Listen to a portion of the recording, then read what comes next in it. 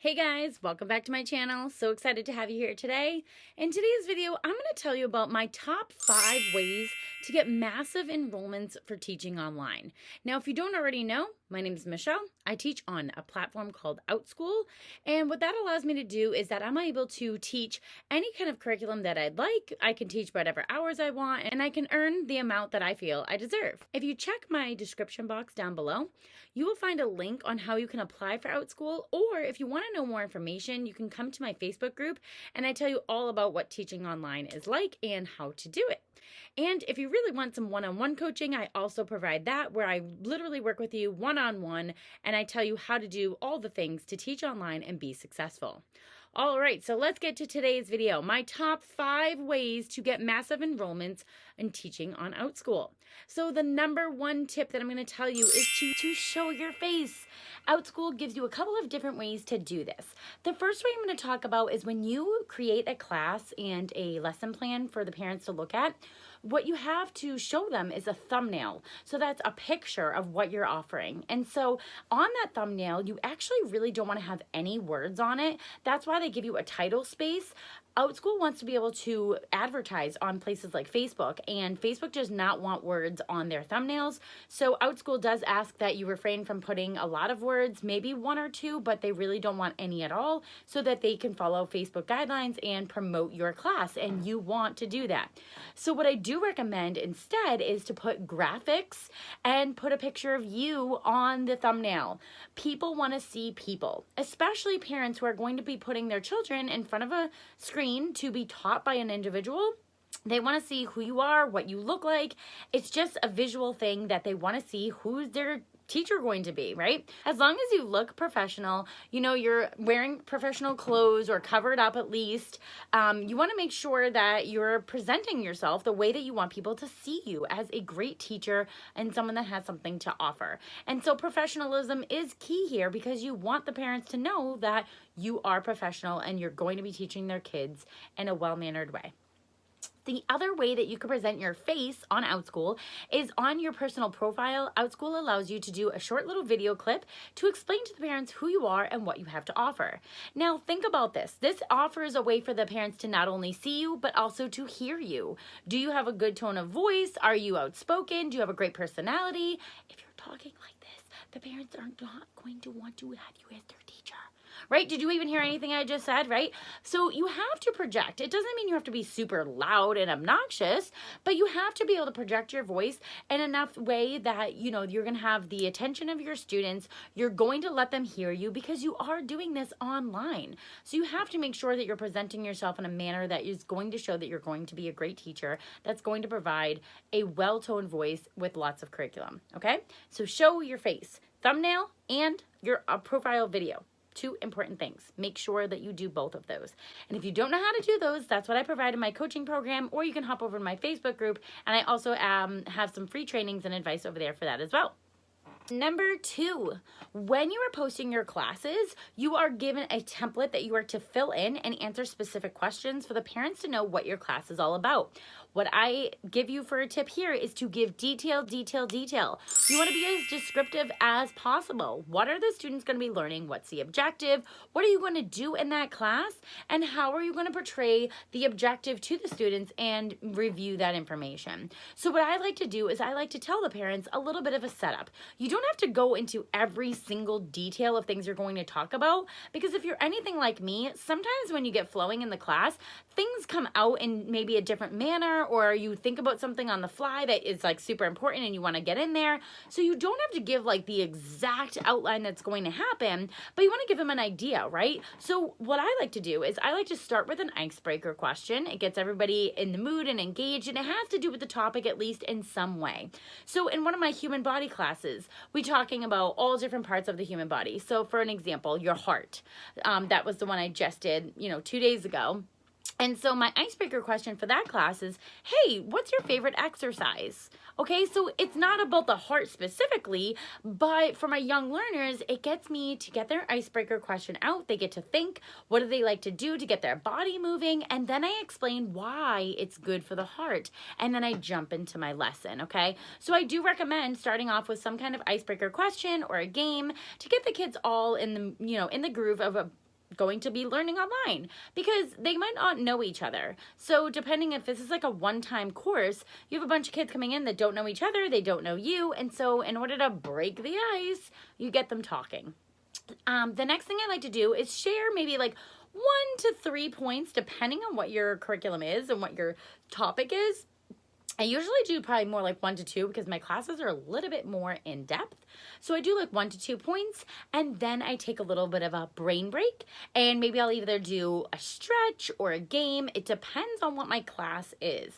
So I kind of go off that. So like sometimes in my human body course, we may do something like a stretch because we're talking about our bodies, and maybe I'll do like faces. I do a younger age group for that class. So maybe I'll be like, hey, where's your ears? Hey, point to here. Can you stretch? Like, get their body moving and flowing, but it's still related to the curriculum. And then in something like one of my reading courses, I might have them do like a little game, right? So it's a little quiz game that I use on Google Slides, and I have them interact. Maybe I'll do like a little song or a video just to keep their attention going. If you know anything about education or just people in general or public speaking, the more you talk at somebody, you know, the quicker our brain is going off into something else, right? So you want to give them a couple of points and then get their body moving in some way, shape, or form to get them back to a different task and then move forward. So then after I do the game or my activity, then I go back and do a couple more points, and then maybe another mini game or question, again, to just keep their flow going, right? So our bodies or our brains typically will go from, 10 to 15 minutes, depending on what you're doing. After that, we start like traveling down another road, right? My classes are a little bit smaller, so it's more like 5 minutes, and then I start jumping to my next activity to keep them on the fly, keep them guessing, right? The more our brains are keep guessing, the more we want to pay attention because we never know what's going to happen next, and so it can be exciting and engaging. And then what I like to do at the end of my classes is a quick review. So I'll give them a couple of pointers, and then I may ask them, hey, what did you learn today? And then give everybody a chance to do that, to answer me back. Now, depending on what your class time is running like, you might need to modify that as you go. So that's what I like to do is I like to share the brief description of what I just gave you in my classroom template and just tell the parents, hey, this is how I keep the class going. This is what we'll be doing. Here's a breakdown. It may be a sentence for each thing that I do, or like an overlapping thing that I do, just to give the parents an idea of, oh, hey, this teacher knows what she's doing. She's going to get them talking. She's going to talk about the subject matter. Then she's going to play a game like, oh, this sounds like something my child would want to do. And I highly recommend if you have children yourself or you have a child in your life that you can kind of get a feel from them. What would they like? And if they would like that, something that you think about, then that's how you want to present yourself. You want to keep yourself, in a mode where you can keep the students engaged. And that's how parents are going to fall in love with you and want to take your class. My third point, and one of the most important I feel, is that you need to offer different time slots. So let's just pretend you're on my schedule, Monday through Friday, and you are only teaching Monday through Friday. You don't want to teach weekends, okay? I always suggest that you pick 2 different days for a class and then also 2 different time slots for those days. So let me give you an example. Let's say I want to teach my Roblox safety class on Mondays and Wednesdays. Okay, so those are the days I've picked. It's not based on what some parent has told me. It's just my way of saying, okay, Monday and Wednesday, that's what I'm going to do. Okay, Monday and Wednesday, Roblox safety. Then I'm going to pick those days, and I'm going to pick maybe either a morning and afternoon, or a morning and a night, or an afternoon and a night. Do you see where I'm going here? So 1 a.m. class and 1 p.m. class for both days. It could be the same time for both days, or it could be different a.m. and p.m. classes. It depends on what you want to go with here. I personally would rather do like Monday, 9 a.m. and 9 p.m. Roblox safety. And then I'm hitting 2 different target markets here because we are teaching to over 174 different countries of students are signing up on here. So that's lots of different time zones. So yeah, maybe it's 9 p.m. Eastern Standard Time for me in America, but it's 9 a.m. in China. Okay, so you have to think about that you can work at night if you want to. You don't have to. You could also work at 6 a.m. and guess what? It's 6 p.m. for kids in China, and they're getting home from school and they're ready to go on Outschool. So you just have to think about what time works for you, and then later, if you need to adapt, you can. So again, Monday, let's say I do a 9 a.m., 9 p.m., and then my Wednesday, maybe I'm going to do like a 12 p.m. in the afternoon, like an afternoon class, and then maybe like a 6 p.m. So, you know what I mean? Like it's an afternoon class and then an evening class. And then that way I'm hitting 4 different times in 2 different days, but it's the same class. So I'm getting parents in different time zones and in different times of their day to be able to sign up for my class, okay? So this is your way of reaching out to a lot of different people and target audiences, but not having to stretch yourself so thin or to offer the class every single day, depending on how many classes that you want to teach. So again, there's really like a lot of depending on, right? So this is why I do individual coaching, so I can sit down with you and help you modify, what your schedule is like, what would be best for you, and I like talk you through it all and help you decide, what's going to work for you and more in depth, because everybody's situation is different, okay? All right. So the next thing I want to tell you, tip number 4, is to be unique, okay? So let's say that you want to teach dinosaur classes. Okay, that's wonderful. When you go on Outschool and you type in dinosaur and then search classes, you're going to find a lot of different classes on Outschool. Now, does that mean you should stop and say, oh, there's too many dinosaur classes, I'm not going to teach dinosaurs, I'll have to find something else? No, that's not what it means. Just because there's a lot of different dinosaur classes on there, it does not mean that they have something that you would offer. So what I recommend is going to research all those classes, look at what's being offered, and then find the niche that you can do that's going to be a little bit different. Maybe you're going to dress up as a dinosaur and reenact a whole scenario of what, you're being interviewed. I don't think I've actually ever seen anyone do that on Outschool. So really, like, the sky is the limit. I've never seen anyone dress up as a dinosaur and conduct an interview and teach the kids about being a dinosaur, what that would be like. So you just have to find a different way of doing things. So parents, yeah, they're searching for dinosaur classes, but maybe they, don't fit with the teacher because of their time slot. Maybe they've already taken the class about teeth. Maybe they've already taken a class about all the different kinds of dinosaurs. Parents are searching for lots of different things because guess what? Kids ask lots of different questions and they want variety. So don't be discouraged if you type in your topic and then you find a lot of other classes. You just have to think outside the box and be unique. Never ever copy someone else's class, because guess what? You're not going to get the enrollments. They already have them. So if you found a teacher that has had 500 students take her class and you go to copy exactly what she's done, those kids have already taken that class. They don't need another Michelle doing the same exact class as Jamie, because that's not going to work. But if they see Michelle over here dressing up like a dinosaur and talking like one and, doing all kinds of things and like doing an interview or something, like I just literally made that up off the top of my head while I'm talking to you guys, they might be like, oh my gosh, that's super cool. My kid's going to love that she's wearing a dinosaur head in class. Like, I haven't seen anyone else do that. I want to sign up.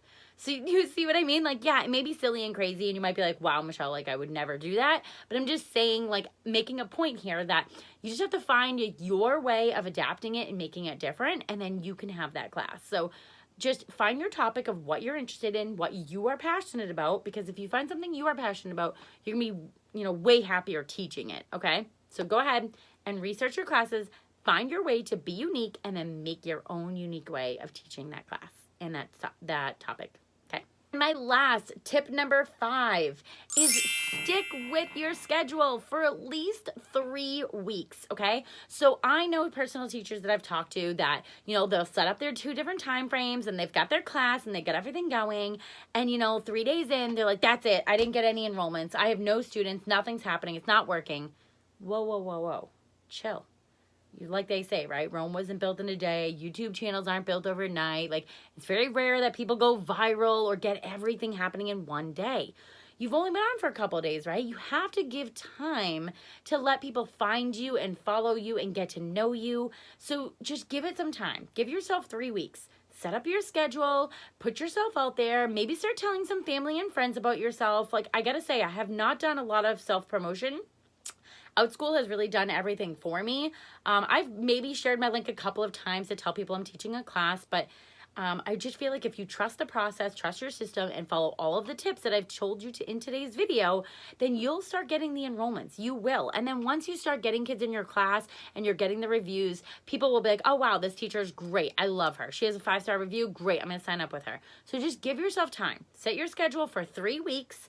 And then if for some reason you see no progress, absolutely no enrollments, reach out, talk to me, okay? Like, get in my group. I will help you. We'll get yourself together. And then, like I said, if you really want an in-depth coaching session, we can do that as well. But I'm all about helping you guys out. I want to get you to where you want to be so you can be successful. And you will get massive enrollments. You have to trust the process. You have to put your face out there, and you have to tell people who you are and what you're doing. You can't sit back silently, right? Because no one's going to know what you're doing. So follow my 5 tips. Let me know how it goes. Tell me in the comments down below, what is your #1 tip that you are going to take out of today's video and apply right away?